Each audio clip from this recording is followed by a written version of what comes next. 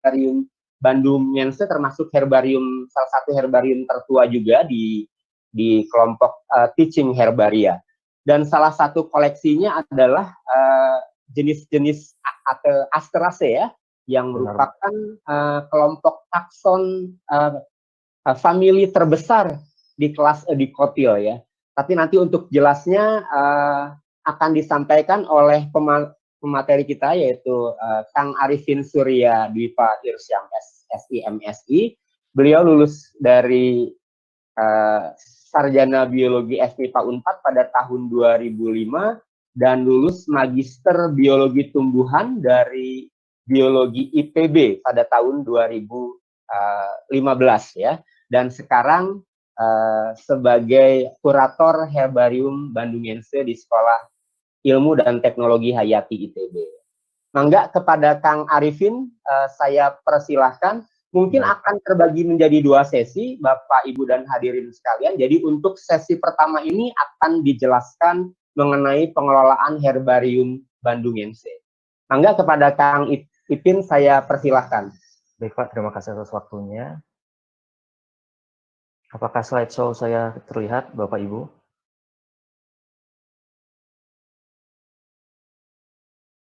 Sudah, Kang Arifin? Oke, sudah, Mas. Sebelumnya saya ucapkan terima kasih kepada Bapak Budi dan tim panitia acara webinar hari ini. Oke, bismillahirrahmanirrahim. Di sesi pertama ini saya akan mempresentasikan mengenai bagaimana cara mengelola Herbarium Bandungense selama saya bekerja di ITB. Oke, sebelum ke materi pokok, saya akan menyampaikan pengenalan singkat mengenai Herbarium Bandungense. Jadi, Herbarium Bandungense merupakan salah satu herbarium tertua kedua di Indonesia setelah Herbarium Bogor. Herbarium Bandungense dibangun pada tahun 1940-an oleh sekelompok ahli botani Belanda yang menaruh perhatian yang sangat tinggi terhadap keanekaragaman jenis-jenis tumbuhan yang ada di residen Priangan. Nah, salah satu tokoh yang terkenal di kalangan taksonomiwan di Indonesia, yaitu Leendert van der Pijl. Jadi Leendert van der Pijl merupakan salah satu bapak dari Herbarium Bandungense selain Psychomartinum popta. Nah, pada tahun 1949, Herbarium Bandungense resmi terdaftar secara internasional di dalam Indeks Herbariorum dengan kode VIPIA. Mengapa VIPIA? Karena pada saat Herbarium Bandungense ini resmi terdaftar dalam Indeks Herbariorum, Herbarium Bandungense berada di bawah manajemen Departemen Biologi ITB yang saat itu berada di bawah Fakultas Ilmu Pasti dan Ilmu Alam, sehingga singkatan dari VIPIA digunakan sebagai kode untuk Herbarium Bandungense. Nah, Herbarium Bandungense ini berstatus herbarium universitas, di mana kegiatan kami itu melingkupi bidang pendidikan, penelitian, dan pelayanan masyarakat. Saat ini VIPIA berada di bawah manajemen Sekolah Ilmu dan Teknologi Hayati STTH ITB. Kalau bapak-bapak dan ibu-ibu amati di slide saya, di bagian pojok kanan atas ya, ada 2 foto opa-opa Belanda yang pakai dasi. Sebelah kiri itu Leendert van der Pijl. Leendert van der Pijl ini salah satu orang yang ahli yang aktif menulis mengenai keanekaragaman jenis tumbuhan di kawasan Bandung. Kemudian ada Psychomartinum popta yang pakai kemeja kotak-kotak. Beliau merupakan pensiunan dari tuan tanah di Deli Serdang, Medan. Oke, untuk koleksi sendiri, kami punya koleksi karpologi, spesimen kering, kemudian ada awetan basah, artefak etobotani, fosil setumbuhan, dan silarium. Untuk karpologi, kami memiliki 301 koleksi, spesimen kering yang mencakup Pteridophyta, kemudian ada Bryophyta, Gymnosperm, dan Angiosperm, sekitar 14.071 koleksi, awetan basah ada 241 koleksi, artefak etnobotani 52 koleksi, silarium ada 96 koleksi, dan yang paling baru, kami baru koleksi adalah fosil tumbuhan, baru memiliki 19 koleksi, dan insya Allah akan terus bertambah, seperti itu. Nah, spesimen tertua yang kami miliki itu dari abad 19 akhir, berangkat tahun 1868, fotonya di pojok kanan atas. Spesimen yang diambil adalah Drosera rotundifolia dari Eropa. Jadi spesimen paling tua kami itu berangkat tahun 1868. Kemudian ke kolektor sendiri, sebagian besar adalah kolektor-kolektor yang legendaris seperti Kosterman, Belgian van den Brink Jr., Becker, Van Stennis, Kern, Neubauer, Balgoy, hingga Meyer. Sementara untuk harta karun, alhamdulillah kami memiliki beberapa spesimen isotype, di antaranya ada Begonia incundifomicarpa, Begonia iskandariana, Begonia jontania, Pinanga swanerensis, dan Sumbavia monoica. Untuk isotype Begonia, tiga begonia yang kami miliki berasal dari kawasan Sulawesi, sementara untuk Pinanga swanerensis berasal dari Kalimantan, dan Sumbavia monoica berasal dari Lesser Sunda Island, Kepulauan Sunda Kecil. Oke.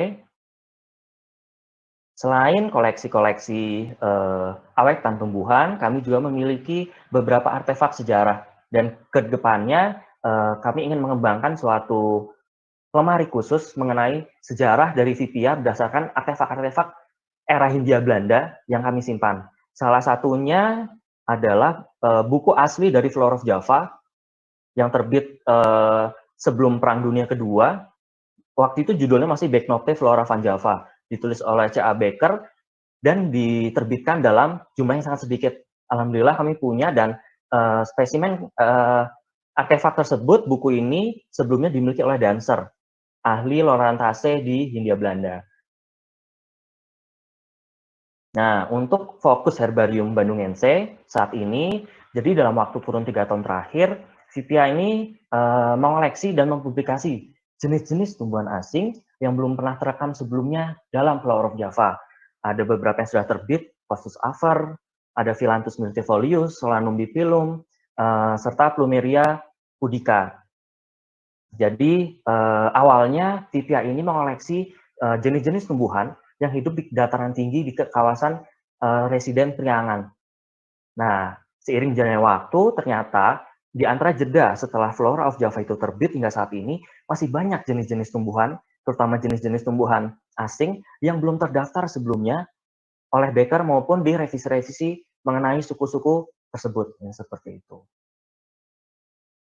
Oke, kemudian ini ada sedikit selayang pandang tamu-tamu yang instansi-instansi di luar ITB yang sempat berkunjung ke Vipia. Salah satunya ada dari teman-teman kolega dari Herbarium Universitas Indonesia yang kebetulan hari ini datang. Halo Ibu Mega.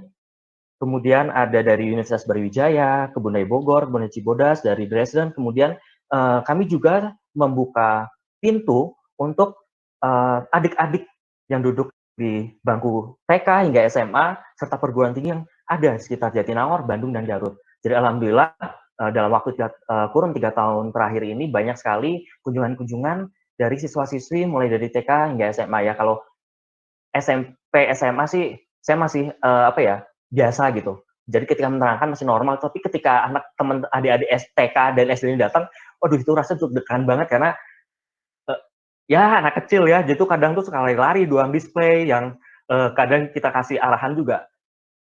Ya udahlah gitu, oke kami mau main sih, jadi ya tantangannya sejauh ini sih untuk kunjungan itu dari adik-adik TK.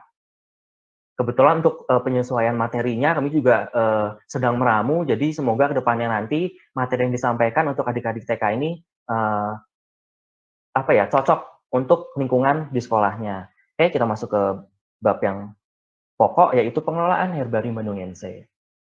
Nah, Herbarium Bandungense, Kang Arifin, mohon maaf, di share screen lagi, Kang Arifin. Share screen lagi, Pak. Baik. Ya, tidak muncul. Mohon maaf, Kang Arifin, karena tadi ada partisipan yang melakukan share screen, jadi slide-nya Kang Arifin tertutup. Ya, mohon mulai maaf, dari slide yang berapa, Pak? Enggak, sekarang aja dilanjutkan aja. Kang Arifin. Baik. Punten untuk semua partisipan untuk tidak share screen selama proses seminar. Nanti bisa screenshot kehadiran di akhir acara karena nanti akan dikasih waktu. Terima kasih. Apakah slide-nya sudah terlihat, Pak? Iya, sudah Arifin. Sudah lagi loading. Ya. Oh, siap. Jadi Herbarium Bandungense itu terletak di kampus ITB Jatinangor. Meskipun namanya Bandung NC, tapi terletak di kampus ITB Jatinangor Sumedang. Jadi kami baru pindah ke kampus ITB Jatinangor sekitar tahun 2017, itu mulai dipindahkan. Sementara untuk Museum Zoologi baru dipindahkan ke Jatinangor itu pada tahun 2018.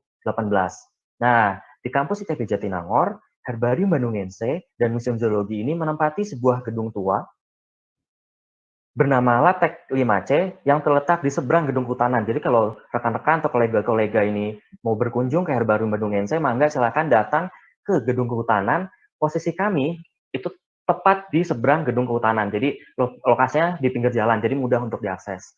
Nah, untuk dananya sendiri, kami Herbarium Bandungense dan Museum Zoologi SITA ITB ini menempati satu gedung yang sama.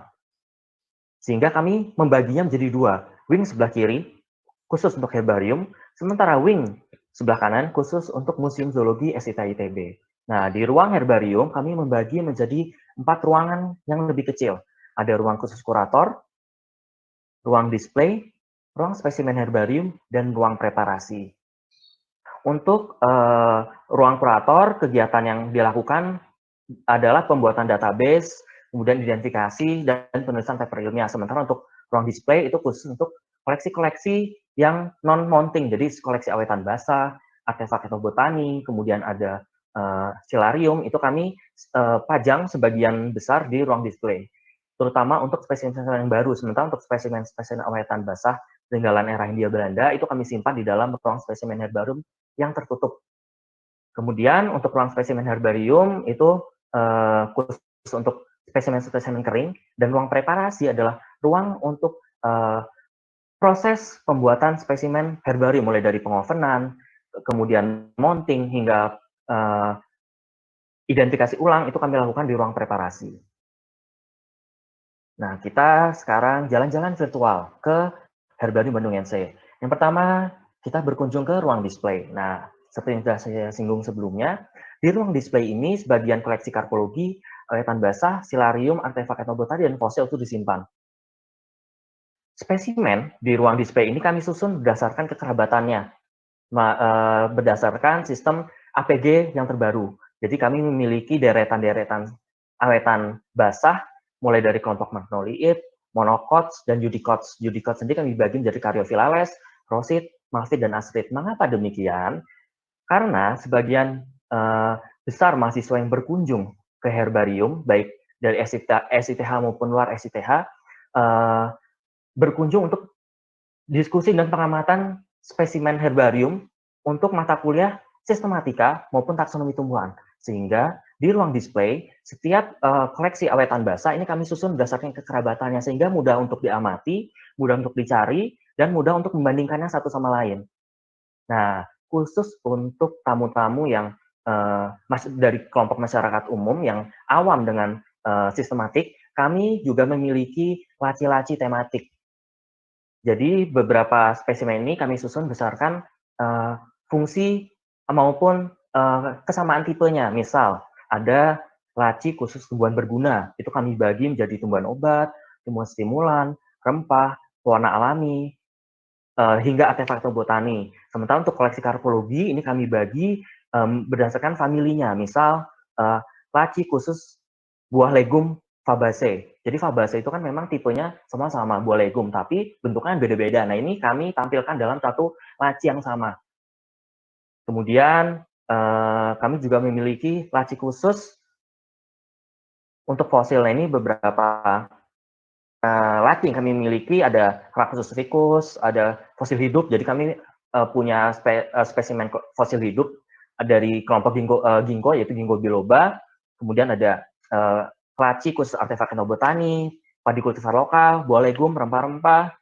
Kemudian juga ada simplisnya tumbuhan obat di Indonesia. Mengapa kami juga menyediakan? Karena banyak sekali instansi-instansi yang terkait bidang farmakologi berkunjung ke Herbarium Bandungense itu untuk share maupun berdiskusi mengenai jenis-jenis tumbuhan obat apa saja sih yang ada di Indonesia, khususnya di Pulau Jawa, seperti itu. Kemudian kami juga punya koleksi tumbuh-tumbuhan bernilai ekonomi, misalnya tumbuhan stimulans, tumbuhan penghasil pewarna alami, serta penghasil serat alami. Nah, bagaimana cara perawatannya? Pada setiap laci di ruang display, itu kami beri naphthalen atau kapur barus. Kapur barusnya itu tidak langsung diletakkan di lemari atau di laci, tapi kami memasukkannya ke dalam botol, kemudian ditutup dengan kertas yang telah diberi lubang. Sehingga ketika naphthalennya itu menyublim, itu tidak meninggalkan noda di bagian laci maupun di bagian wadah dari spesimen. Nah, untuk penyimpanan naphthalen, penyimpanan spesimen, itu dicek secara berkala dan dibersihkan secara rutin. Jadi kalau saya pribadi, itu tiap sebulan 4 kali, jadi seminggu sekali, itu saya melakukan pengecekan ulang terhadap spesimen-spesimen serta naphthalen yang ada di dalamnya. Jadi dicek apakah berdebu, apakah naphthalen sudah habis, dan terus dilakukan pengecekan pada bagian tabung penyimpanannya yang nanti akan disampaikan di slide selanjutnya. Kemudian yang paling penting adalah spesimen di dalam wadah itu harus ditata dengan rapi. Jadi selain harus memiliki nilai ilmiah yang tinggi, spesimen itu juga harus memiliki nilai seni yang tinggi. Jadi ketika ada pengunjung datang, mata pengunjung itu dimanjakan gitu oleh pemandangan deretan spesimen yang ada di ruang display. Jadi tidak jenuh, tidak bosen gitu. Nah, kemudian untuk di setiap laci itu diusahakan ada lampu. Mengapa demikian? Karena ada beberapa spot di ruang display kami itu tidak terkena sinar matahari secara penuh. Jadi masih diperlukan adanya bantuan lampu. Jadi ada beberapa laci dan lemari itu yang kami berikan lampu di bagian sudutnya. Kemudian untuk karetan arkeologi dan artefak itu harus dibersihkan menggunakan kuas dan pinset. Kuasnya kalau bisa gunakan kuas make up. Mengapa kuas make up? Karena bagian bulu-bulunya itu relatif lebih lembut dibandingkan dengan kuas untuk melukis. Ya memang harganya mahal ya. Biasanya sekitar 50 ribuan itu untuk yang blush on, untuk eyeshadow dan lain-lain. Itu bapak-bapak ibu-ibu bisa beli untuk dijadikan alat pembersih spesimen kering. Nah, contohnya nih, untuk awetan padi lokal tadi, untuk gabahnya itu ketika dibersihkan, itu tidak dalam satu kelompok dan tidak satu,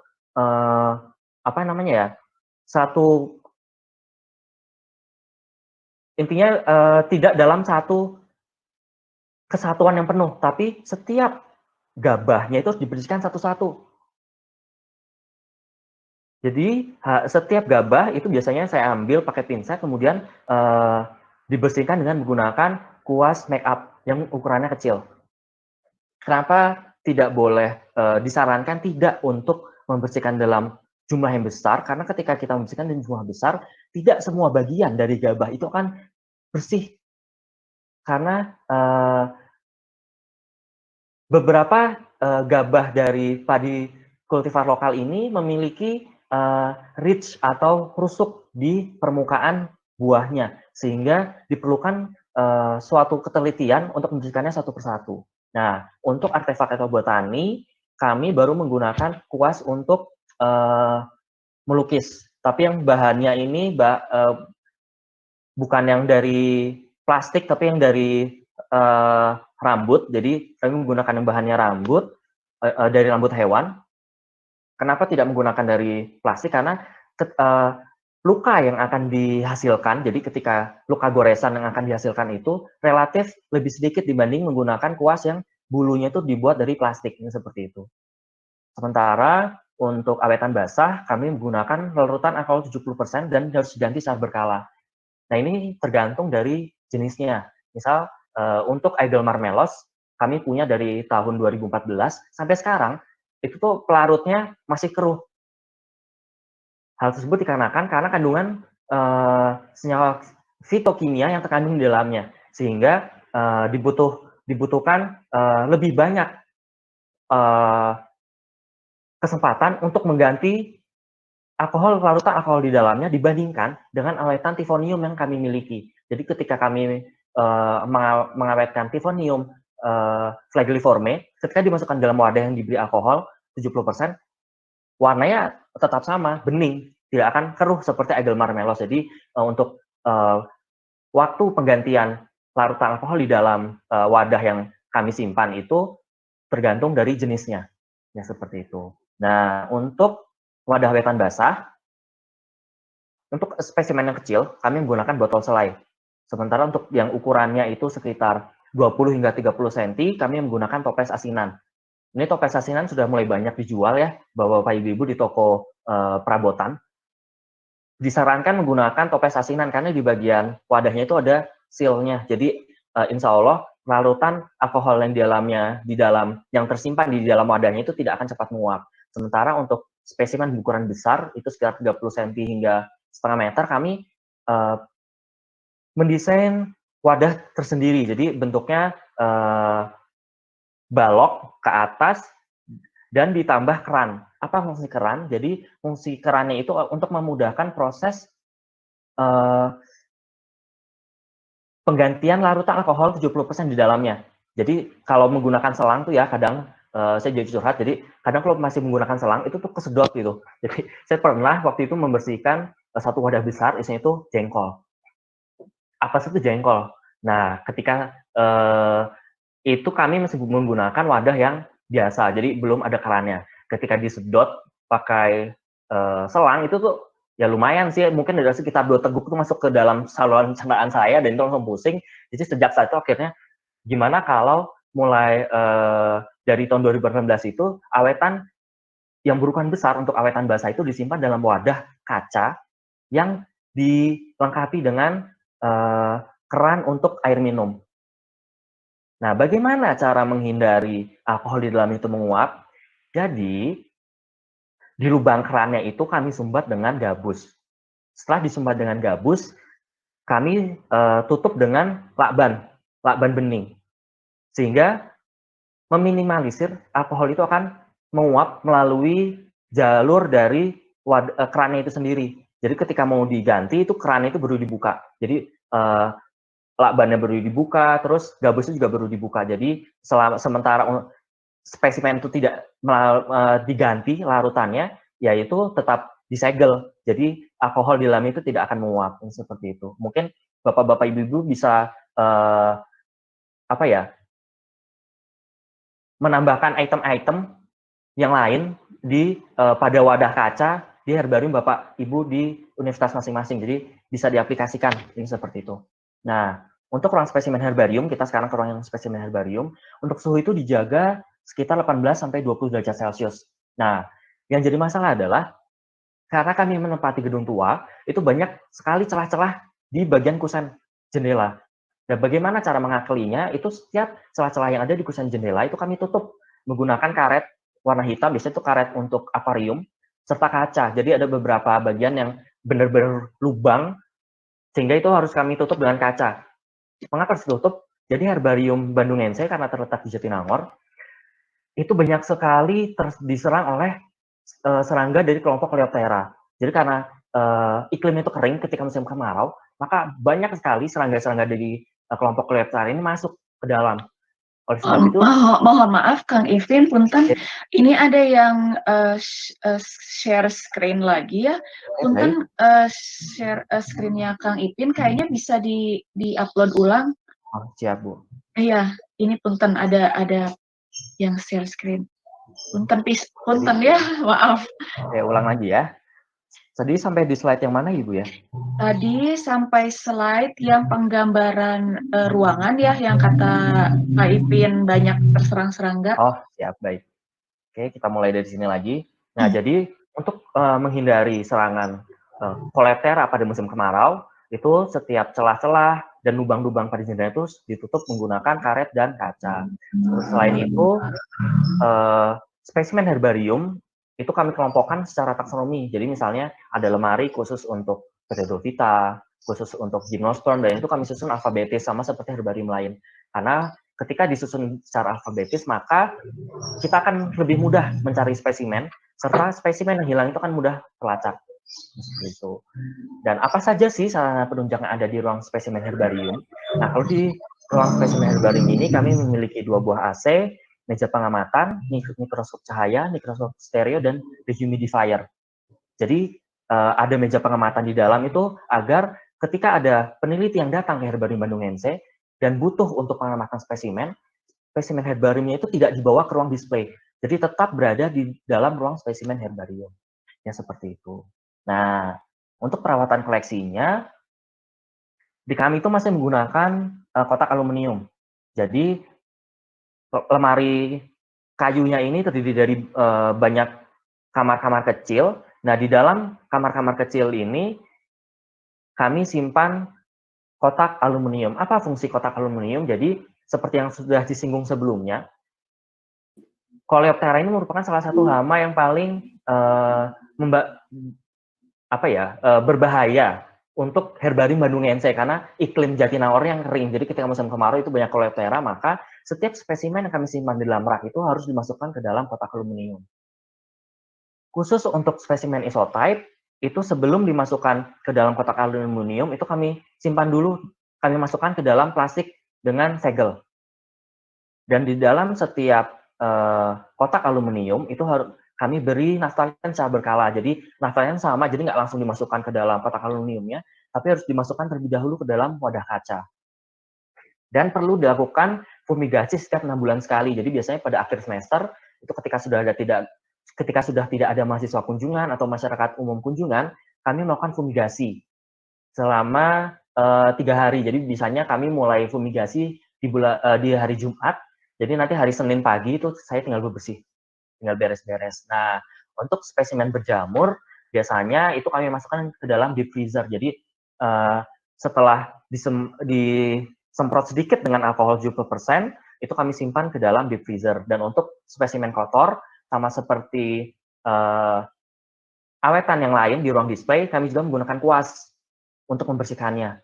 Jadi diharapkan tidak untuk meniup-niup spesimen yang kotor, tapi gunakanlah kuas yang bahan bulunya itu bukan dari plastik, seperti itu.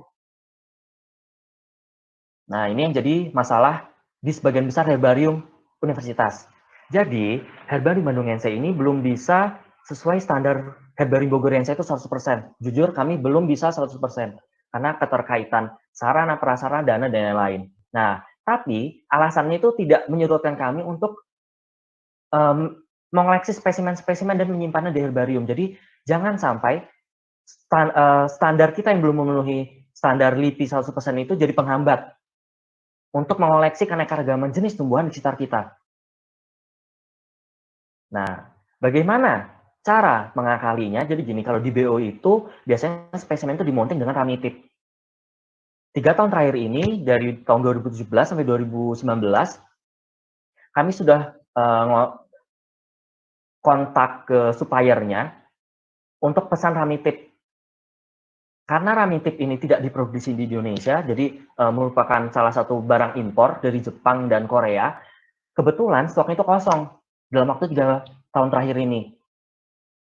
Nah, bagaimana cara mengganti ramitip? Yang pertama, kami menggunakan kertas bebas asam. Jadi kertas kami gunakan kertas bebas asam, itu kami potong memita dengan lebar 0,5 cm. Jadi ukuran itu harus sama 0,5 cm. Jadi, mengapa demikian ya? Karena spesimen herbarium juga harus memiliki nilai artistik yang tinggi. Itu kami potong 0,5 cm lebarnya, kemudian kami jadikan sebagai pengganti ramitip. Biasanya itu dilem pada bagian kedua ujungnya menggunakan lem kayu, yang mereknya itu Rubah, Vulpes ya. Kita tidak sebut merek sini ya, pokoknya mereknya itu Vulpes saja. Kemudian selain menggunakan kertas plak yang dipotong memita itu, kami juga menggunakan lem kayu pada spot-spot tertentu. Ini trik dari kolega-kolega di Herbarium Kebun Raya Bogor. Jadi terima kasih sekali untuk tim Herbarium Kebun Raya Bogor yang telah memberikan sedikit masukan untuk menggunakan lem kayu pada spesimen itu berupa titik-titik spot kecil. Jadi tidak dilem secara menyeluruh. Tapi pada spot-spot tertentu saja seperti di ujung daun, tepi daun, pangkal daun, bagian tengah daun, bagian ranting, maupun bagian tengah daun itu sedikit saja. Jadi ketika nanti 10 tahun lagi, 20 tahun lagi, 30 tahun lagi, itu kertas plaknya sudah kuning atau harus diganti, kita tidak susah untuk melepasnya. Jadi tidak perlu dipotong sesuai bentuk spesimennya. Tidak seperti itu. Kemudian untuk bagian berkayu, ini sedikit berbeda juga dengan di BO. Kalau di BO itu menggunakan benang Goodyear. Sementara untuk di Herbarium Bandung NC kami menggunakan benang kasur. Ini paling PR sih sebenarnya sebagai kurator. Jadi ibu bisa bayangkan, bapak-bapak bisa bayangkan, benang kasur itu terdiri dari 3 pilin. Setiap pilin terdiri dari 5 benang yang halus. Nah, untuk mounting bagian spesimen berkayu, kami menggunakan 2 benang halus yang diambil dari 3 untai benang kasur. Jadi benang kasur itu nggak semuanya itu kan tebel itu ya, nggak semuanya itu diikat untuk dimonting, tapi harus diurai dulu. Setiap untai tadi ada 3 untai, ada 3 pilin, ada setiap pilin itu diurai lagi menjadi 5 benang yang lebih halus. Yang diambil cukup 2 saja. Nah, mengapa kami menggunakan benang kasur? Jadi setelah kami bandingkan menggunakan benang kasur dengan benang Goodyear, ternyata kekuatan dari ikatan yang dihasilkan itu lebih erat menggunakan benang kasur dibanding dengan menggunakan benang Goodyear. Oleh sebab itu, kami lebih prefer menggunakan benang kasur daripada benang Goodyear. Jadi, sebenarnya ini kebijakan dari masing-masing herbarium, tapi pengalaman kami menggunakan benang kasur itu jauh lebih kencang ikatannya dibandingkan dengan menggunakan benang Goodyear. Ini seperti itu. Ini ada beberapa contoh untuk penggunaan kertas bebas asam yang dipotong memita dengan lebar 0,5 cm di bagian kanan, sementara yang di bagian kiri bawah itu spesimen dengan lem kayu berupa spot atau titik-titik pada posisi tertentu dari spesimen, ya, seperti itu. Ini beberapa contoh spesimen yang kami miliki. Yang sebelah kiri ada globa, kebetulan ini belum selesai dimonting karena belum diberi label. Kemudian yang bagian kanan ada spesimen isotype yang kami plak itu menggunakan lem kayu di bagian-bagian tertentu. Jadi di bagian-bagian tertentunya saja. Untuk layouting-nya kami tetap mengikuti standar BO, jadi spesimen yang diplak di atas kertas itu tidak keluar dari batas kertas dan tidak saling bertumpuk, baik itu daun, bunga, maupun buahnya. Nah, untuk label sendiri ada 4 macam label kami memakai. Yang pertama, label spesimen herbarium untuk awetan kering, kemudian ada label awetan basah, label artefak etobotani, dan label penanda spesimen tipe. Untuk label awetan basah, ini disarankan ada 2. Jadi label luar dan label dalam. Label luar ini ditempel di atas permukaan wadah kacanya, sementara label dalam itu ikut dimasukkan ke dalam larutan bersama dengan spesimen. Nah, bedanya apa? Untuk label awetan basah bagian luar, itu kami menggunakan kertas HVS. Sementara untuk label dalam dari awetan basah, kami menggunakan kertas kalkir. Karena tidak larut di dalam larutan cair, yang seperti itu. Kenapa harus ada 2 nih di suatu spesimen awetan basah? Jadi, ketika proses penggantian larutan alkohol di dalamnya, atau misal pembersihan wadah botol kacanya, itu tidak menutup kemungkinan botol kaca itu akan pecah, jatuh pecah, atau misalnya labelnya itu kena larutan di dalamnya kemudian hancur. Nah, untuk menghindari hal tersebut, maka perlu dilakukan adanya label tambahan di bagian dalam berbahan dasar kertas kalkir.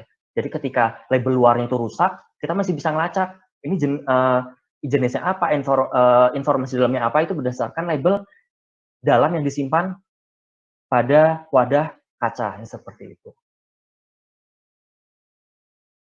Oke, kemudian selain mounting spesimen, identifikasi spesimen, kami juga aktif di bidang penelitian. Nah, seperti yang sudah disinggung sebelumnya, Herbarium Bandung NC ini sedang fokus di jenis-jenis tumbuhan yang belum pernah terdaftar sebelumnya di Flora of Java.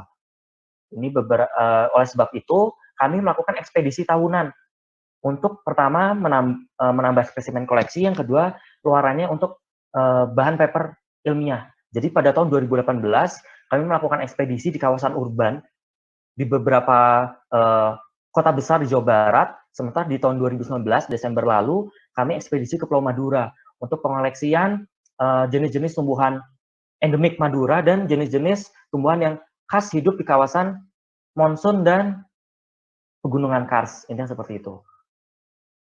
Ini beberapa research progress kami dari tahun 2018 hingga tahun 2020. Berikut publikasi terbaru, baru terbit di jurnal Al-Kauniyah Uin Syarif Hidayatullah Jakarta. Bapak-bapak, ibu-ibu bisa akses. Ini terbuka, jadi bisa diakses siapapun, mengenai marga Cnidoscolus di Jawa. Marga ini juga merupakan salah satu marga tambahan untuk ovirbiaceae di Flora of Java. Kemudian, untuk publikasi internasional, insya Allah akan terbit tahun depan. Kami menulis beberapa bab di buku Ethnobotany of the Mountain Region of Southeast Asia. Insya Allah akan terbit pada tahun 2021. Kami menulis beberapa famili, beberapa spesies yang dimanfaatkan secara etnobotani oleh masyarakat di Asia Tenggara. Seperti itu. Oke, kemudian saya ucapkan terima kasih untuk sesi 1 sudah selesai. Baik, saya serahkan kembali ke panitia. Terima kasih Kang Arifin atas paparannya. Cukup menarik ya. Jadi salah satu pengelolaan teaching herbaria ya. Baik Bapak, Ibu, dan para hadirin sekalian. Untuk sesi pertama ini saya masih slot waktu 10 menit. Silahkan Bapak Ibu yang akan bertanya menggunakan fasilitas chatting ya di ruangan chatting. Silahkan jika ada yang akan ditanyakan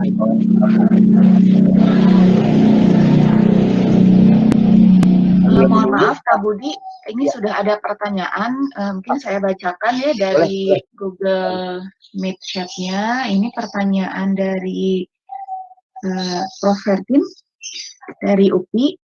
Prof. Vertin itu bertanya, mau bertanya koleksi tanaman di Herbarium Bandungense, apa ada berapa spesies tanaman yang langka maupun yang tidak langka? Itu pertanyaan dari Prof. Vertin, Bangga, Pak Budi. Ya, terima kasih. Silahkan Kang Arifin langsung dijawab. Oke, jadi untuk spesimen kering, kami memiliki 14.000 spesimen. Nah, untuk jumlah dari jenis tumbuhan langka dan tumbuhan yang rekaman baru, itu sedang kami susun ulang di database. Jadi, kami sedang menulis database terbaru, database terkini di tahun 2020 ini, karena banyak data yang sebelum itu miss. Jadi untuk jumlah tepatnya sampai saat ini sedang proses, jadi nanti akan di-share. Kami punya akun sosial media dan punya akun website-nya, jadi untuk updatean jumlah jenis yang endemik maupun jenis yang rekaman baru, itu akan di-update jenis yang jumlah yang terbarunya. Intinya seperti itu. Baik, Kang Arif, ada pertanyaan kedua yang pertama ya, dari Ibu Priyanti. Tadi itu pertanyaannya bagaimana awal Pak Arifin menyukai taksonomi? Sebenarnya kutukan, Pak.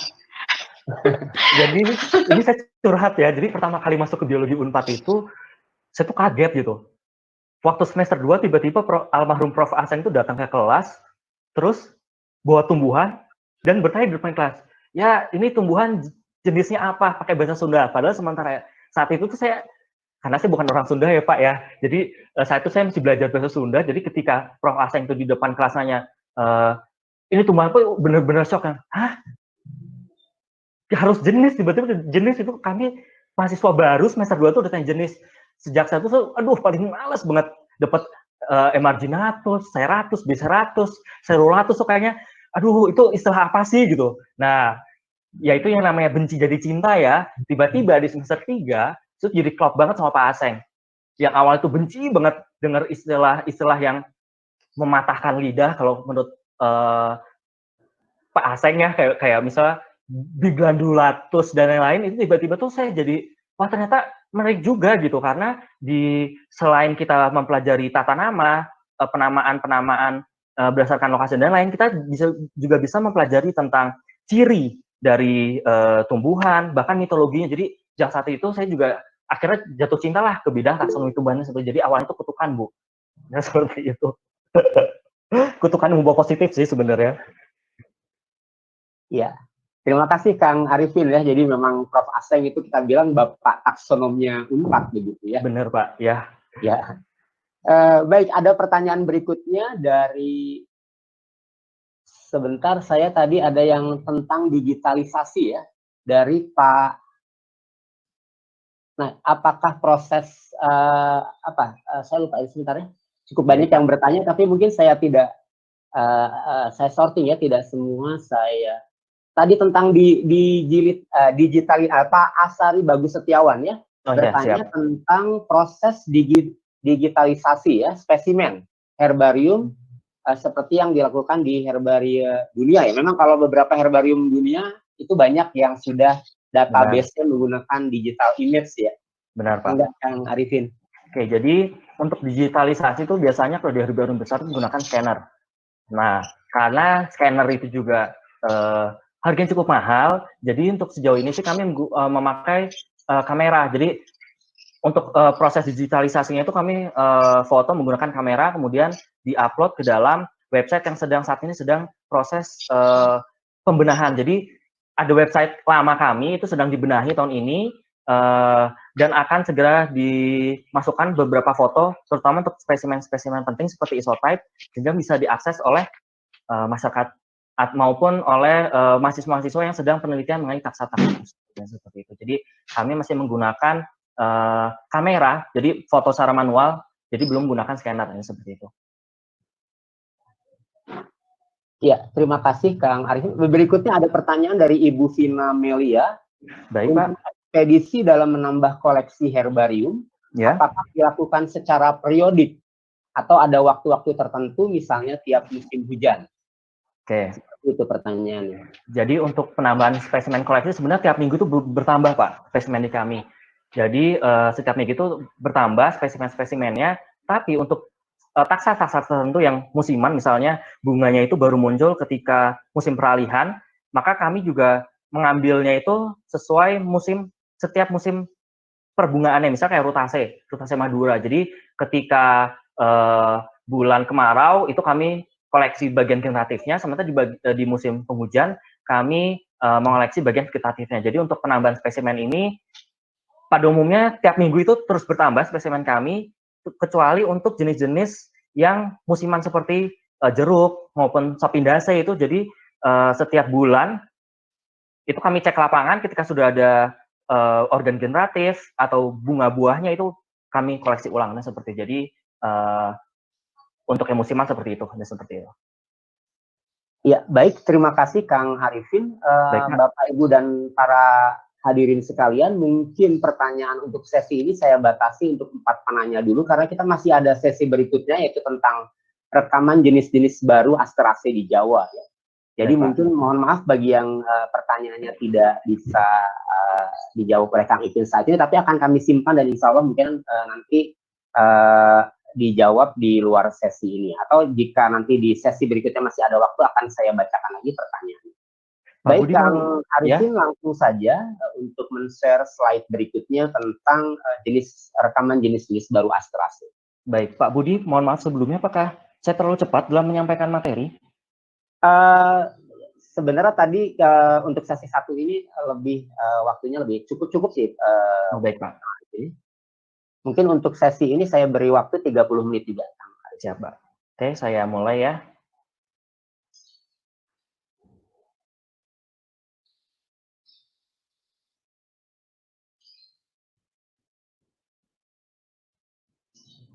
Baik, Bapak-Bapak, Ibu-Ibu sekalian, jadi di topik kedua ini kami akan mempresentasikan sebagian dari penelitian kami selama ini mengenai jenis-jenis tumbuhan asing yang belum pernah terekam sebelumnya di Pulau Jawa. Salah satunya adalah kelompok Astracea. Mengapa Astracea? Mari kita simak bersama. Nah, ini pendahuluan umum sebenarnya. Jadi Astracea itu merupakan salah satu suku terbesar dalam kelompok Angiospermae. Kenapa paling besar? Bukan ukurannya, tenang saja. Jadi bukan ukurannya yang bikinnya paling besar. Tapi yang pertama adalah jumlah anggota dan distribusinya. Yang pertama, Astracea itu memiliki 1.600 hingga 1.700 marga yang mencakup ke dalam 24.000 hingga 30.000 jenis. Jadi bayangkan satu famili ini ada hingga 1.700 marga, jumlah jenisnya hingga 30.000 jenis. Distribusinya itu luas sekali. Mulai di kawasan subtropis, tropis, hingga kawasan yang kering. Nah, distribusi yang luas ini menyebabkan Astraceae itu kan lebih menyebar ke daerah sebaran di luar habitat aslinya dibandingkan dengan famili-famili lain di kelompok Astrales. Nah, meskipun distribusinya ini dia luas, tapi ada satu lokasi, satu kawasan yang tidak Astraceae itu nggak nyampe sampai di sana, yaitu Kutub Utara atau Antartika. Jadi meskipun Antartika ini dulu bagian dari Gondwana dan Astraceae ini nenek moyangnya berasal dari Gondwana, tapi hingga saat ini di Antartika ini belum ditemukan Astraceae karena mungkin cekaman suhunya, temperaturnya sehingga menyebabkan Astraceae tidak dapat tumbuh di Antartika. Seperti yang sudah disinggung sebelumnya, pusat keanekaragaman Astraceae ini ada di Amerika tropis dan Afrika. Mengapa di dua lokasi ini? Jadi Amerika Selatan dan Afrika itu merupakan pecahan dari Gondwana, dan yang sudah kita ketahui bahwa nenek moyang Astraceae ini berasal dari Gondwana, sehingga ketika berpisah menjadi Amerika Selatan dan Afrika, maka Astraceae ini akan berkembang masing-masing di Amerika Selatan dan Afrika. Ini seperti itu. Nah, tipe habitatnya bagaimana? Karena tadi Astraceae ini luas, distribusinya luas, jumlah jenisnya itu banyak, maka Astraceae ini mampu menempati relung-relung yang lebih luas dibandingkan kelompok lainnya, mulai dari kawasan pantai, gurun pasir, pegunungan bersalju, tundra, kawasan urban, yang paling banyak tuh kawasan urban, hutan hujan tropis, hingga daerah akuatik. Bagaimana di Jawa? Nah, di Jawa, mengenai Astraceae di Jawa ini sebenarnya sudah terangkum dalam Flora of Java volume 2. Ditulis oleh J.T.H. Koster sebagai bagian dari Flora of Java yang diterbitkan ulang oleh Backwinsen van den Brink pada tahun 65 dan menggunakan bahasa Inggris. Nah, dalam Flora of Java volume 2, Astraceae di Jawa ini terdiri dari 227 jenis, tercakup dalam 107 marga. Dari 227 jenis ini, 92 jenis diantaranya adalah tanaman budidaya introduksi, baik tanaman sayur maupun tanaman das. Oleh sebab itu, tanaman budidaya introduksi berkontribusi besar terhadap tingginya jumlah jenis Astraceae yang ada di Pulau Jawa. Nah, sebenarnya kebayang ibu-ibu ya, jadi Astraceae ini kebanyakan di Jawa itu bukan asli dari kita, tapi tumbuhan pendatang. Contohnya itu ada Cosmos caudatus, Gaillardia aristata, kemudian ada Zinnia elegans, ada Tithonia rotundifolia. Sementara untuk tanaman sayur contohnya ada Lactuca sativa. Nah, yang menjadi pokok permasalahan adalah Flora of Java hingga saat ini masih dijadikan acuan untuk mempelajari keanekaragaman jenis tumbuhan yang ada di Pulau Jawa. Karena di dalam 3 jilid Flora of Java itu sudah tercakup 6.000 jenis tumbuh-tumbuhan yang ada di Jawa, mulai dari tumbuhan asli maupun tumbuhan alien atau tumbuhan eksotik, tumbuhan pendatang. Dan hampir setengahnya dari 6.000 itu adalah tumbuhan pendatang yang dimanfaatkan sebagai tanaman hias, tanaman sayur, dan sebagainya. Akan tetapi, meskipun informasi di dalamnya itu sudah dianggap lengkap, Flora of Java itu perlu diupdate. Mengapa perlu diupdate khusus untuk famili Astraceae? Yang pertama, Flora of Java ini memakai sistem klasifikasi klasik. Jadi, sistem klasifikasi yang digunakan oleh Becker dan Backwinsen adalah sistem klasifikasi klasik berdasarkan morfologinya. Sementara itu, di famili Astraceae sudah banyak perubahan. Jadi, ada kelompok taksonomis Astraceae, itu di bawah IAPT, itu saat ini sedang mempelajari merevisi besar-besaran dalam skala besar suku Astraceae di seluruh dunia. Dan banyak sekali marga-marga itu akan dipecah karena perbedaan ciri morfologi yang sangat sedikit maupun perbedaan ciri molekuler. Nah, di Flora of Java itu contohnya Apatorium di Jawa itu saat ini itu sudah pecah sebenarnya. Jadi marga Ageratina, Austroepatorium, Ayapana, Barletina, dan Chromolaena.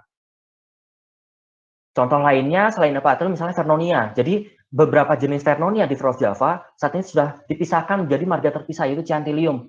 Ada yang termasuk dalamnya adalah Cyanthillium cinereum dan Cyanthillium patulum. Jadi sistem klasifikasi itu masih klasik, dan marga-marga itu juga masih menggunakan marga-marga awal, belum marga-marga yang telah direvisi oleh ahli-ahli Astrasai saat ini.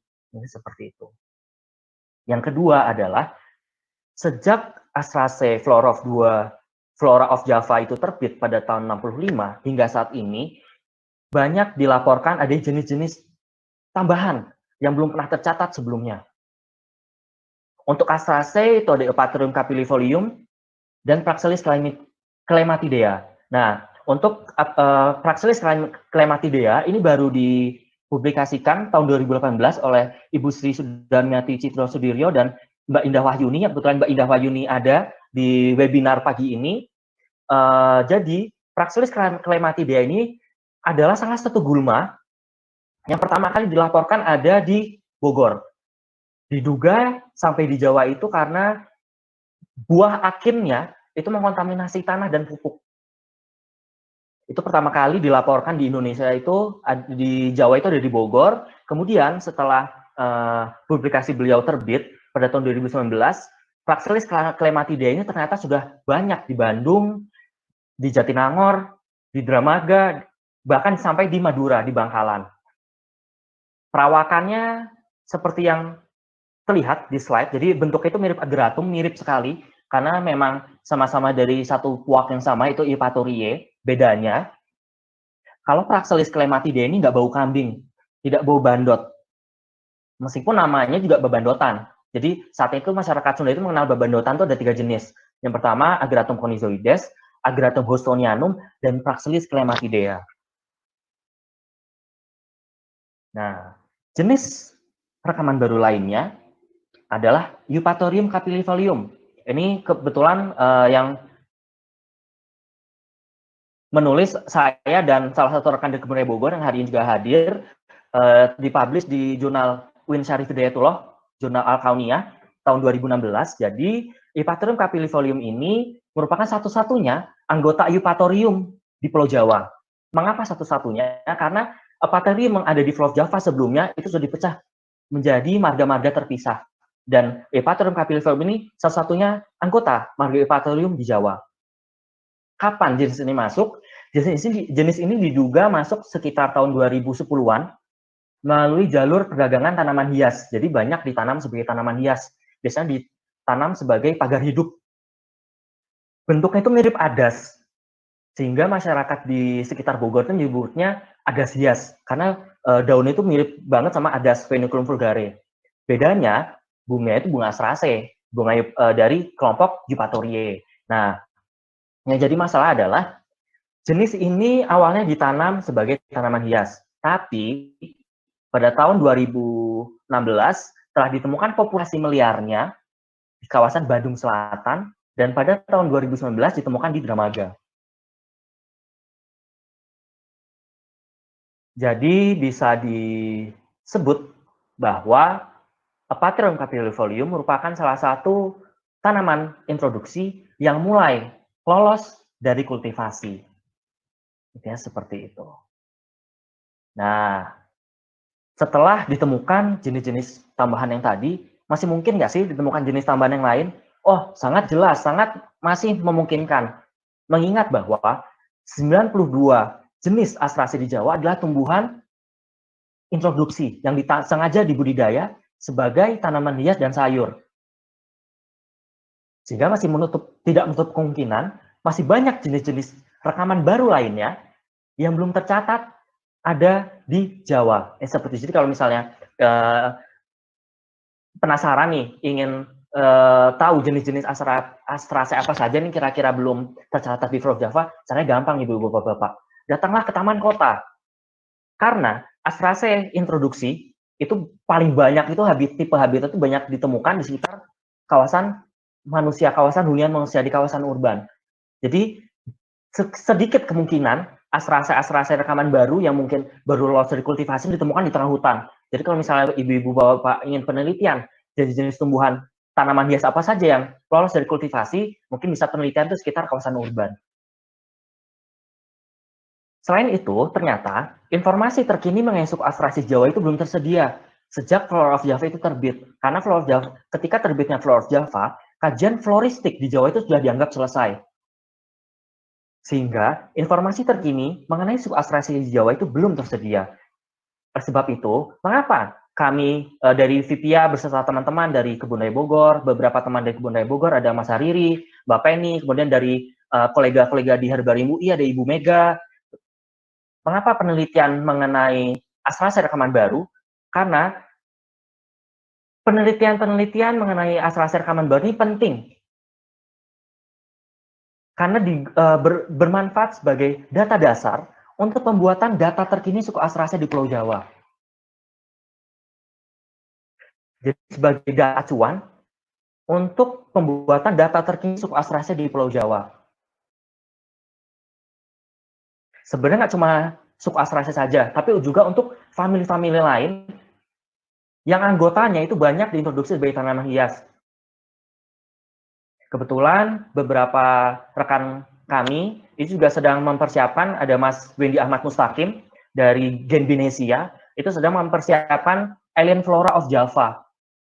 Dan data-data mengenai jenis-jenis tanaman hias introduksi yang mungkin lolos dari kultivasi atau belum tercatat sebelumnya, itu sangat penting sebagai data awal atau database dalam pembuatan Alien Flora of Java maupun data terkini suku Australasiae di Pulau Jawa.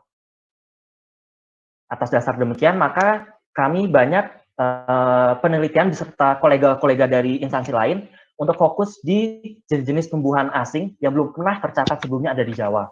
Mengingat bahwa sebagian besar Australasiae ini memiliki potensi sebagai tumbuhan asing invasif. Nah, apa metode yang kami lakukan? Yang pertama, kami melakukan ekspedisi atau perjalanan eksplorasi botani dalam skala kecil atau skala besar menggunakan metode jelajah. Jadi benar-benar dijelajahi jengkal demi jengkal tanah yang ada di lokasi pengamatan. Tapi karena fokus ada Australasiae, maka kami banyak pengamatan di kawasan urban seperti kawasan taman kota, permukiman manusia, persawahan, perkebunan, kemudian ada area kampus, juga mall dan hotel. Karena mall dan hotel ini sangat berkontribusi juga terhadap datangnya jenis-jenis tanaman hias asing yang bentuknya cantik-cantik, yang cocok ditanam di landscape garden. Yang di slide selanjutnya ada salah satu jenis Australasiae tambahan yang saya temukan di kawasan mall di slide selanjutnya. Nah, jadi untuk Australasiae dan famili-famili yang anggota itu banyak diintroduksi sebagai tanaman hias, bisa banyak ditemukan itu di sekitar kawasan urban. Jadi hidupnya itu tidak jauh-jauh dari manusia, seperti itu. Untuk pengamatan spesimen, kami juga melakukan di Herbarium Bogoriense, Herbarium Kebun Raya Bogor, ini terutama untuk melacak apakah jenis tersebut sudah pernah terdaftar sebelumnya Kebun Raya Bogor, itu tahun berapa, itu biasa kami cek di Herbarium Kebun Raya Bogor, dan bagian database-nya. Selain itu, kami juga melakukan pengamatan di Herbarium Universitas yang lain, seperti Universitas Trunojoyo Madura, kemudian di Herbarium di Bogor, di IPB. Nah, rencananya dalam waktu dekat, kami tuh ingin pengamatan spesimen di biotrop. Karena kebetulan ahli Australasiae kan dari biotrop, Ibu Sri Sudarmiati Citro Sudiryo, dan banyak spesimen-spesimen tumbuhan asing invasif maupun gulma di sana, tapi keburu pandemi melanda, jadi rencana kami untuk pengamatan di biotrop ini sepertinya harus ditunda sampai bulan September-Agustus. Seperti itu. Kemudian untuk lokasi pengamatan sampai tahap kedua, itu tahap pertama itu bulan Januari hingga Maret 2019, tahap kedua itu September 2019 hingga Februari 2020, kami sudah melakukan di Banten, Jakarta, Jawa Barat, Yogyakarta, dan Jawa Timur. Insya Allah kalau pandemi ini sudah berakhir, lokasi yang akan diamati semoga bisa bertambah banyak, ini seperti itu. Nah, kita masuk ke bagian hasil pengamatan dari tahap 1. Jadi hasil dari penelitian tahap 1 mengenai Australasiae tambahan di Jawa ini sudah dimuat sebelumnya di Jurnal Biojati, itu di bulan November 2019, itu ibu-ibu bapak-bapak bisa akses secara gratis di sana. Kami menemukan 9 jenis Asteraceae budidaya yang belum pernah tercatat sebelumnya di Pulau Java, maupun penelitian-penelitian mengenai publikasi-publikasi mengenai revisi marga-marga terkait. Dari 9 jenis yang kami temukan, kami membagi menjadi 2 puak atau 2 tribe. Ada tribe Senecio dan Fennonia. Dan tribe Senecio ini mencakup jenis yang banyak daripada tribe Fennonia. Mengapa demikian? Karena puak Senecio ini banyak dibudidayakan, banyak diperjualbelikan secara bebas di kawasan agrowisata sebagai tanaman sukulen yang tanam di pot. Jadi bentuknya itu cantik-cantik seperti kaktus. Tapi sebenarnya itu Asteraceae. Itu di jenis apa saja? Ada Caputia scaposa, Caputia tomentosa, Curio craniformis, Curio roleanus, Kenia petraea, dan Senecio macroglossus, dan Senecio tamoides. Sebagian besar jenis-jenis tersebut itu didatangkan. Jadi berdasarkan hasil wawancara, pedagangnya itu sendiri, pedagang-pedagang tanaman hias itu sendiri, itu pesan di luar negeri. Karena pemesanan tanaman hias eksotik itu sangat mudah sekarang. Bisa diakses di website-website belanja online yang ada di Indonesia. Jadi proses pemesanan hingga pembelian itu sangat mudah. Dan sebagian besar penjual-penjual di kawasan agrowisata di Bandung, itu mereka pesan secara online di luar negeri. Baru diperbanyak secara sendiri-sendiri untuk dijual ke masyarakat umum di sekitar kota Bandung. Selain dari tribe Senecio juga ada dari tribe Fennonia, ada Gymnanthemum amygdalinum dan Salmonia elliptica. Berikut adalah kunci identifikasi yang terbaru untuk tribe Senecio yang ada di Jawa dan tribe Fennonia yang ada di Jawa. Jadi bisa disimak di slide atau Bapak Ibu bisa baca di paper yang sudah saya publikasi sebelumnya di Biojati. Kita mulai dari kelompok pertama, kelompok Senecio, kelompok yang paling besar dari 9 jenis yang tadi. Tribe Senecio merupakan tribe atau puak terbesar dalam suku Asteraceae. Jadi puak ini anggota jenisnya itu sangat besar dan paling banyak itu pusat keanekaragamannya berada di Afrika Selatan. Apa ciri morfologi dari puak Senecio?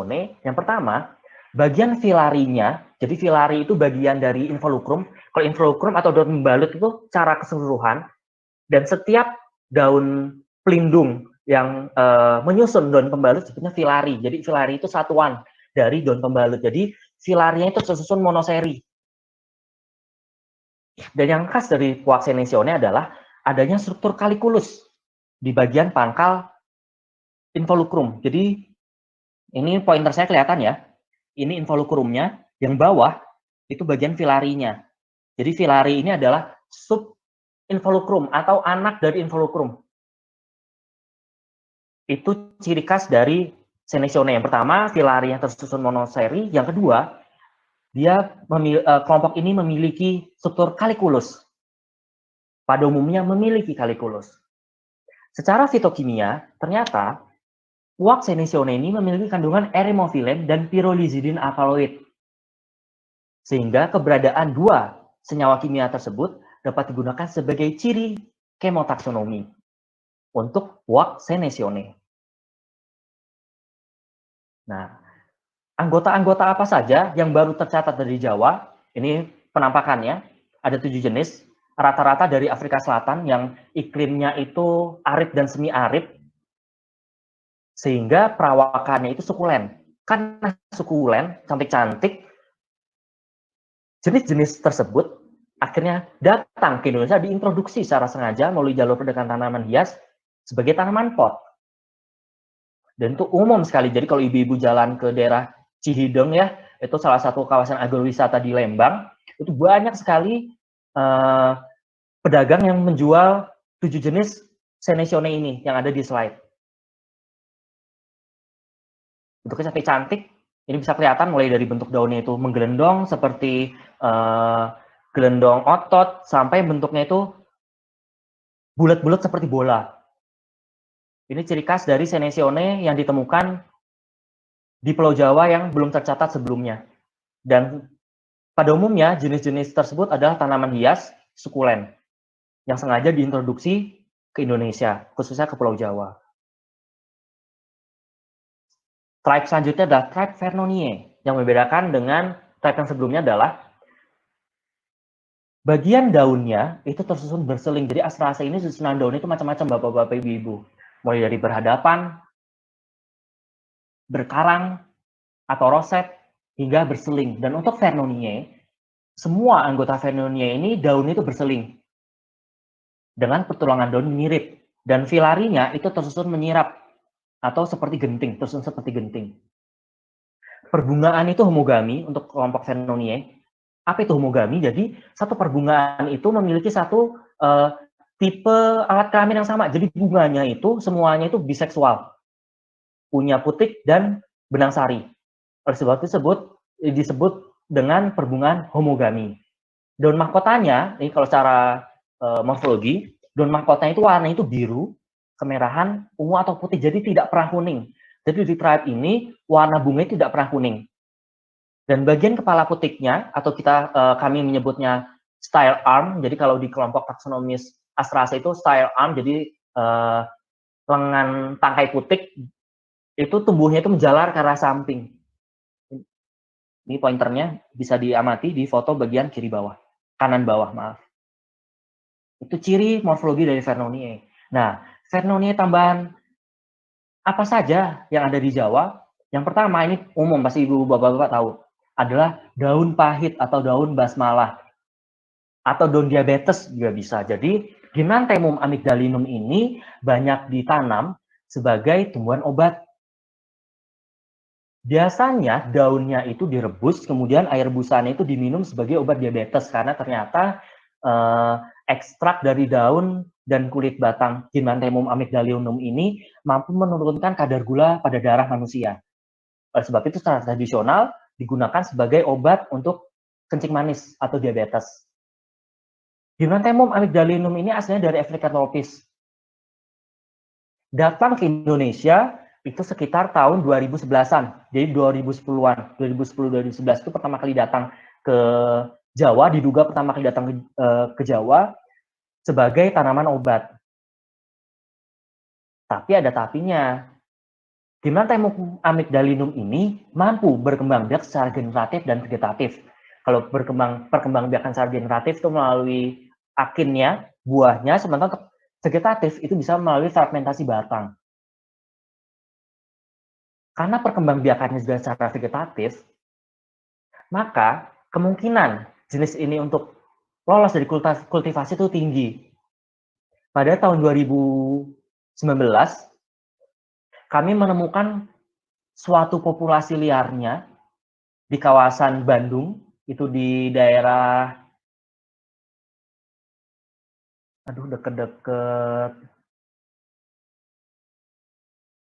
deket-deket Padasuka, terus Pasir Impun. Itu di beberapa kebun masyarakat, kebun warga, itu banyak Gymnanthemum amygdalinum yang tumbuh secara liar. Jadi ketika kami melakukan wawancara kepada petani di lahan yang kami amati, itu rata-rata mereka menjawab tumbuh sendiri. Gimana bisa tumbuh sendiri? Jadi karena Gymnanthemum amygdalinum ini ditanam sebagai tanaman pagar, maka sering dipangkas rantingnya. Dan biasanya ranting yang habis ranting bekas pangkasannya itu dibuang begitu saja oleh petani sekitar. Karena tadi Gymnanthemum amygdalinum memiliki kemampuan perkembangbiakan secara vegetatif melalui fragmentasi batang, maka ranting-ranting atau batang-batang yang bekas ditebang dari pohon induk ini tumbuh di lokasi di mana bagian itu dibuang. Jadi ketika ranting itu saya buang di pinggir selokan, ya dia bakal tumbuh situ selama lingkungannya itu memadai untuk dia tumbuh dan berkembang.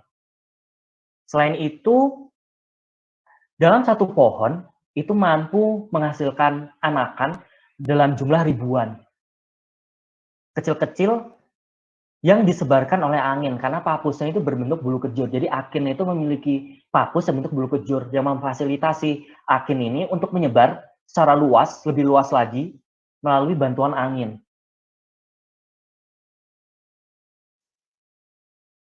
Dan populasi liarnya sudah ditemukan di daerah Padasuka dan Pasir Rimpun.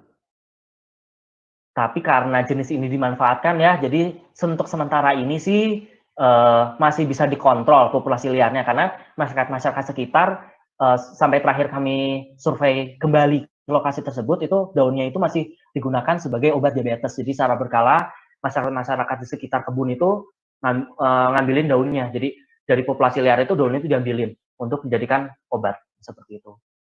Nah, jenis selanjutnya yang banyak ditanam di mall adalah Talmonia elliptica. Ini pasti bapak-bapak, ibu-ibu nggak asing. Kalau jalan-jalan ke mall, ke hotel, main ke hotel, atau misalnya jalan-jalan ke daerah ekowisata, itu pasti banyak tumbuh-tumbuhan yang rantingnya itu menggantung, yang ditanam di secara vertikal. Secara horizontal. Jadi banyak ditanam karena rantingnya itu ciri khasnya itu, Ibu ya, itu menggantung. Seperti daun willow. Jadi banyak dibudidayakan sebagai tanaman hias pot gantung. Nah, akan tetapi di Taiwan, itu hasil laporan Peng et al. Pada tahun 98, ternyata di Taiwan itu Talmonia elliptica itu sudah lolos dari kultivasi dan ternaturalisasi di beberapa provinsi di Taiwan. Untuk pembasmian di Taiwan itu cukup sulit menurut paper yang ada, karena jenis ini juga mampu berkembang biak secara vegetatif melalui fragmentasi batang. Jadi kalau batangnya itu dipotong, terus kena tanah, ya akan tumbuh akar dari bagian buku-buku daunnya, buku-buku batangnya, dari ketiak daunnya itu akan tumbuh akar, ini seperti itu. Jadi astrase yang cantik-cantik ini, sebagian besar itu memiliki potensi untuk lolos dari kultivasi. Dan kalau sudah sampai lolos dari kultivasi, 10 tahun yang akan datang, 20 tahun yang akan datang, itu mungkin bisa berkembang menjadi tumbuhan asing invasif. Begitu. Jadi meskipun cantik, ternyata jenis-jenis pendatang ini cukup bikin ngeri untuk keberlangsungan keanekaragaman jenis asli yang ada di Pulau Jawa. Ya, seperti itu. Nah, ini berikut adalah beberapa publikasi mengenai astrase rekaman baru yang sudah ada. Yang pertama di jurnal Alconia, yang tadi Patherium capillifolium tahun 2016, kemudian di jurnal Biojati, ini dua-duanya dari UIN, jurnal UIN, yang di Biojati terbit tahun 2019. Untuk hasil penelitian tahap 2 itu sudah kami submit ke jurnal Biotika Unpad. Itu salah satu genus rekaman baru juga untuk Pulau Jawa. Jadi genus dan spesies ini belum pernah tercatat sebelumnya di Jawa. Awalnya ditanam sebagai tanaman hias, tapi akhirnya tumbuh jadi gulma di Jatinangor. Nah, kalau ibu bapak penasaran, insya Allah artikelnya akan terbit di bulan Juni atau Juli, ya Ibu Nunus ya. Insya Allah akan terbit di bulan Juni atau Juli, dan semoga saja naskah saya yang naskah kami yang disubmit di Biotika bisa diproses lebih lanjut, layak untuk diproses lebih lanjut. Karena rekaman-rekaman baru astrase ini perlu dilaporkan sedini mungkin untuk menghindari adanya observasi telat. Oh, ternyata ada tumbuhan asing invasif yang baru ditemukan. Jadi sebelum dia jadi invasif, sebelum dia lolos, kalau bisa laporkan terlebih dahulu, lebih dini. Berikut proses review, Kang Rifin sedang proses review. Iya Pak, sedang proses review Pak. Baik Pak, semoga insya Allah layak Pak. Saya mereviewnya Pak. Wah, baik Pak, alhamdulillah kalau begitu. Baik, kalau untuk astrase sih sudah selesai sampai slide ini. Jadi untuk tahap 1 sudah selesai penelitiannya, sudah dipublikasi. Untuk tahap 2 sedang proses. Dan di tahap 2 ini kami juga berkolaborasi dengan beberapa kolega di Herbarium UI, juga Herbarium UTM, Universitas Trunojoyo Madura. Karena ada suatu jenis menarik yang belum pernah tercatat sebelumnya di suatu pulau terpencil, jauh di sana di sebelah timur Pulau Jawa, ini seperti itu. Terima kasih. Baik, Bapak Ibu sekalian, selanjutnya akan dilanjutkan dengan sesi tanya jawab. Sudah ada beberapa pertanyaan yang masuk. Yang pertama ini dari Ibu Mega Atria dari UI Jakarta. Pertanyaannya adalah, apakah ada koevolusi polinator dengan spesies atau genus tertentu? Itu pertanyaan dari Bu Mega Atria. Baik, saya jawab sekarang ya Pak ya. Jadi gini, untuk polinator sejauh ini kami masih mempelajarinya secara taksonomi. Jadi kemungkinan aspek untuk polinator ini bisa dilakukan Bu, bisa sekali dilakukan di UI maupun di instansi-instansi bapak-bapak ibu lainnya. Jadi untuk secara taksonomi kami baru bisa secara taksonomi karena memang bidang spesifikasi kami masih di taksonomi, tapi kemungkinan terjadinya koevolusi dengan polinator yang di Jawa itu kemungkinan sangat besar, sangat tidak menutup kemungkinan. Jadi dan penelitian mengenai koevolusi antara serangga yang ada di Jawa dengan Astraceae yang baru diintroduksi ini belum dilakukan, masih sedikit dilakukan, sehingga masih bisa sekali dilakukan penelitian mengenai hubungan antara serangga polinator dengan Astraceae yang baru diintroduksi atau baru ternaturalisasi. Ya, seperti itu. Iya. Terima kasih Kang Arifin. Berikutnya ini ada pertanyaan tapi dari partisipan yang menggunakan live streaming di YouTube. Baik Pak. Ini pertanyaannya dari namanya tidak tahu namanya Dadang Budi. Pertanyaannya adalah, apakah pada saat tadi introduksi tanaman-tanaman asing itu sebelumnya apakah ada informasi awal dari Balai Karantina tertentu terkait jenis tanaman luar yang masuk ke Indonesia?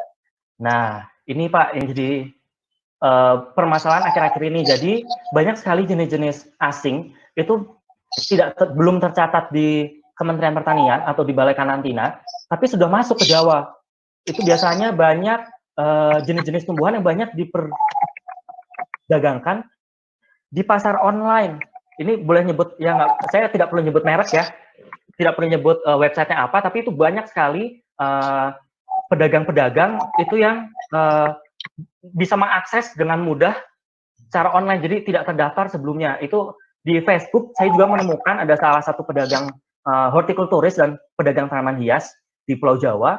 Beberapa spesies yang dia jual itu hasil dia menanam sendiri, jadi yang bersangkutan pergi ke luar negeri, bijinya itu dibawa, diselipkan di koper, atau saya nggak tahu gimana mekanismenya, kemudian diperbanyak, tumbuh di tempat dia tinggal, akhirnya diperjualbelikan secara luas. Itu banyak sekali kasus-kasus yang seperti itu. Jadi sampai saat ini sih mungkin kendalanya adalah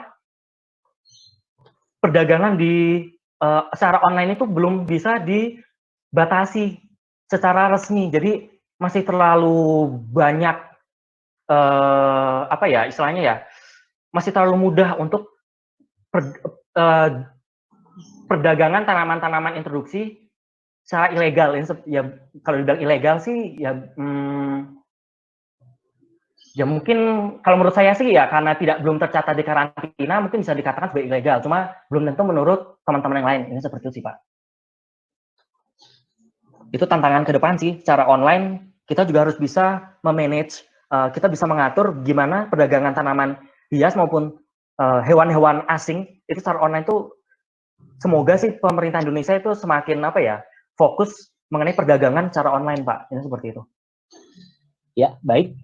Terima kasih Kang Arifin atas penjelasannya. Mungkin satu penanya lagi karena kita terbatas oleh durasi waktu juga. Jadi pertanyaan dari Ibu Sriati dari UPI, apakah jenis-jenis yang baru ditemukan tersebut belum ada di buku Flora of Java?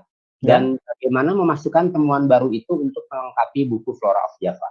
Nah, jadi gini, ini pertanyaan bagus. Jadi untuk jenis-jenis yang belum pernah tercatat di Flora of Java sebelumnya itu bisa, kalau pengalaman kami dan beberapa kolega itu dipublikasikan terlebih dahulu bahwa jenis ini sudah ada di Jawa, karena ada beberapa gulma dari kelompok Euphorbiaceae. Itu kami juga pernah publish Pak ya di Biotika, ada Euphorbia graminifolia dan Euphorbia hysopifolia. Itu baru ada di Jawa, tumbuh menggulma, belum tercatat di Flora of Java. Jadi langkah yang pertama adalah koleksi spesimennya. Koleksi spesimennya kemudian laporkan secara ilmiah. Dilaporkan secara ilmiah, Nah, ketika sudah dilaporkan secara ilmiah kan berarti data sudah ada. Nah, kedepannya mungkin kita bareng-bareng, kita bersama-sama, kita mungkin bisa susun bersama-sama Flora of Java volume 4 khusus untuk jenis-jenis tumbuhan asing yang belum pernah tercatat sebelumnya ada di Jawa. Jadi ini tidak bisa satu dua instansi, tapi harus kerjasama sih Pak, antar instansi itu untuk saling bahu-membahu, karena masalah Flora of Java itu sebenarnya masalah tanggung jawab kita bersama gitu. Bukan milik tanggung jawab milik salah satu instansi saja. Jadi kalau bisa sih ke depannya semoga ada suatu lembaga, suatu instansi yang mau merangkul instansi-instansi lainnya, terutama instansi pendidikan tinggi, itu untuk ayo kita bekerja sama, kita bareng-bareng bikin Flora of Java yang update-nya seperti itu ya, semoga saja ke depannya ada. Tapi yang pertama adalah yang harus dilakukan tadi koleksi dulu spesimennya, ada spesimennya, kemudian laporkan secara ilmiah. Begitu. Siap, Kang Arifin. Terima kasih atas penjelasannya. Baik, Bapak Ibu, karena waktu sudah menunjuk hampir jam setengah 12 waktu Indonesia bagian Barat. Jadi mungkin saya bukan menyimpulkan, mungkin saya menambah saja. Jadi memang koleksi spesimen herbarium itu merupakan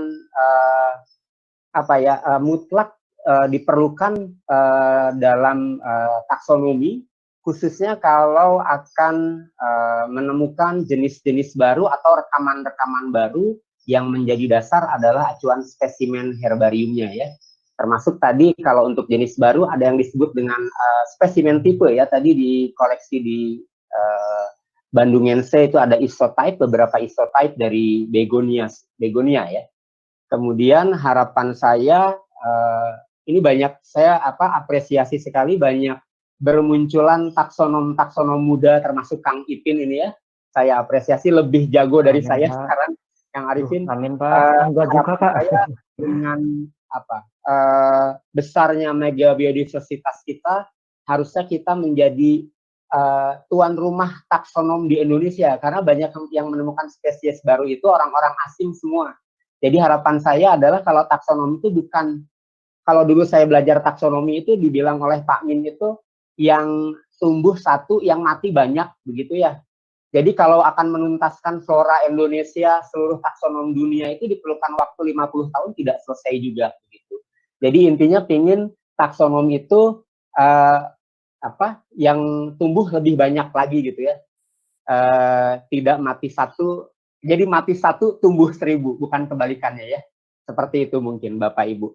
Baik Bapak Ibu, sebelum mengakhiri acara ini nanti ada beberapa pengumuman yang berkaitan dengan e-sertifikat, kemudian juga di akhir nanti kita akan umumkan beberapa door prize.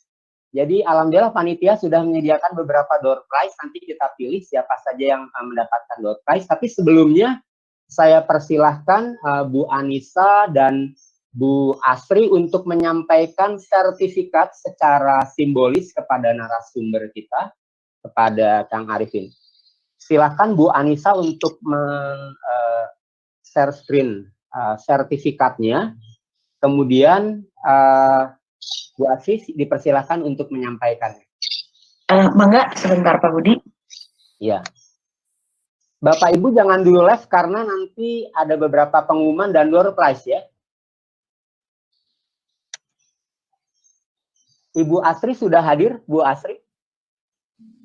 Ibu Asri Penny?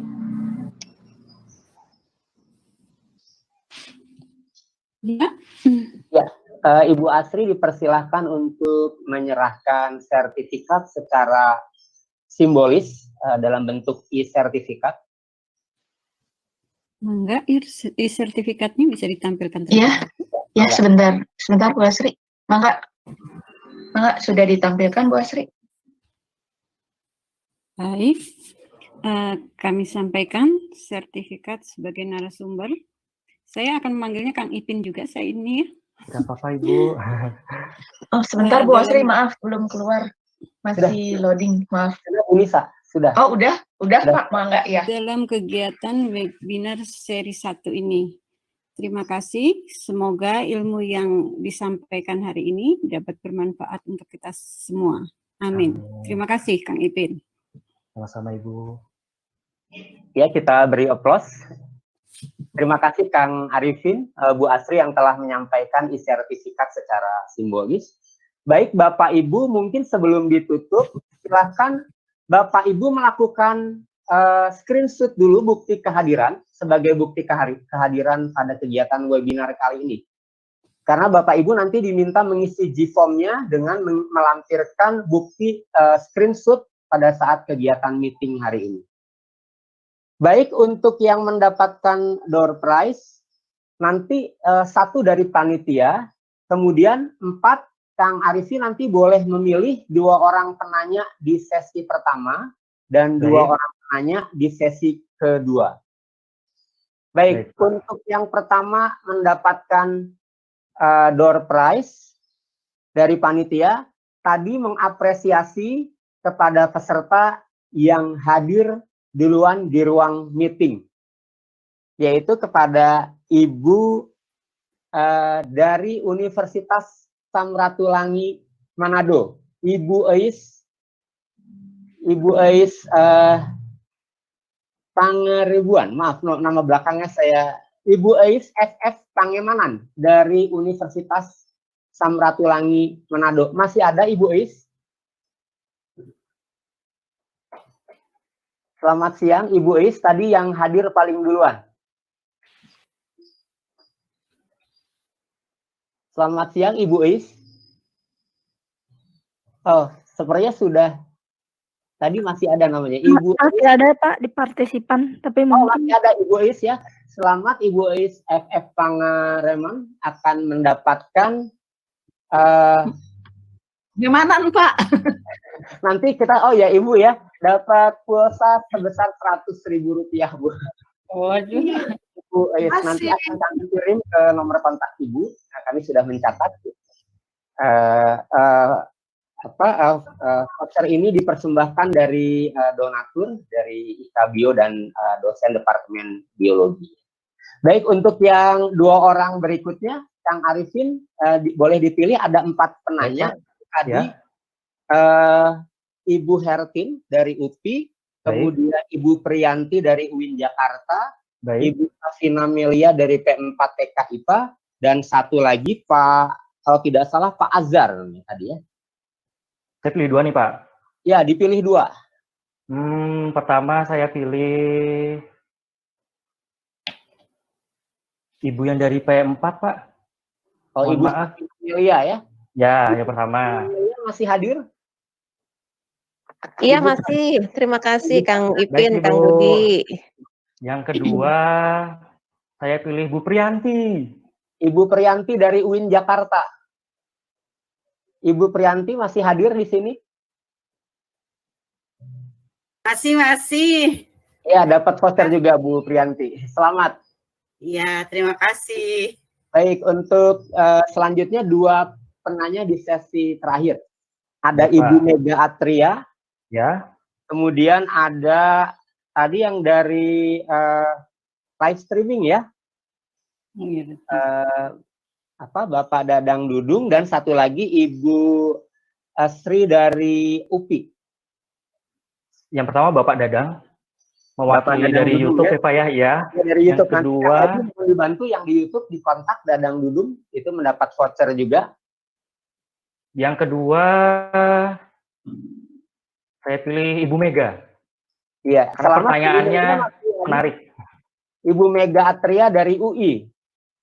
Masih hadir Ibu Mega? Ibu Mega. Hadir, Pak. Ya, selamat Bu Mega. Terima kasih. Makasih, Pak. Terima kasih semua. Baik, Bapak, Ibu, dan para hadirin sekalian. Sekali lagi saya beri waktu dulu untuk melakukan screenshot sebagai bukti kehadiran.